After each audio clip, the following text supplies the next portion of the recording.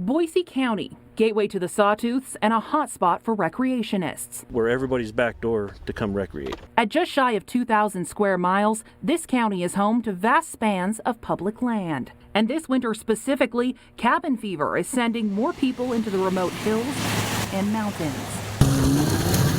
If that sounds familiar, listen up.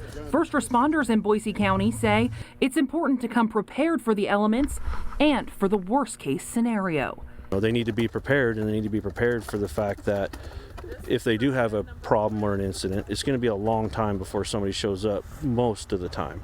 That's because Boise County's Emergency Management Division is made up primarily of volunteers. It's a small crew. When you combine that with the dense snow-covered landscape, emergency response times can get significantly longer. Sometimes we can be there within an hour, and sometimes it's several hours, depending on where our deputies are at and what's going on and what resources are available to us and when they can show up. The county is working to expand their emergency services department, but for now, volunteers like Justin Harrison are essential. As a Boise County Snowmobiling Club board member, he's no stranger to these mountains. But he says it takes effort to be prepared, even for the most experienced of riders.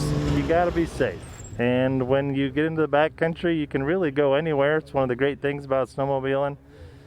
So there's a lot of things that are super important to everything we do to recreate, whether it's just doing things the right way or making sure other people are safe as well. Avalanches are another one of the biggest backcountry dangers.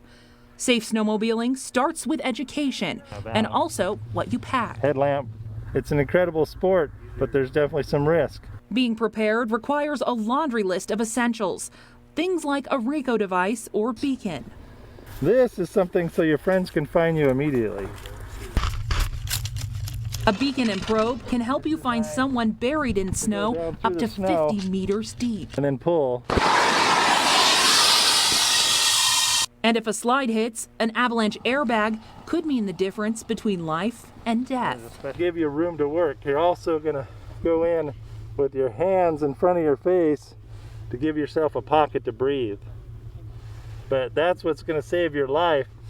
Some other things to put on the checklist: a good first aid kit, rope, flares, mylar blanket, a shovel, a GPS or satellite navigator, a bungee for pulling out other sleds, a fire starter, and of course food and water. What happens when you run out of branches? Maybe there's only a few places that have good branches to burn, right? Well, now you're getting to branches you can't break. So that's where you got to get your pocket chainsaw out.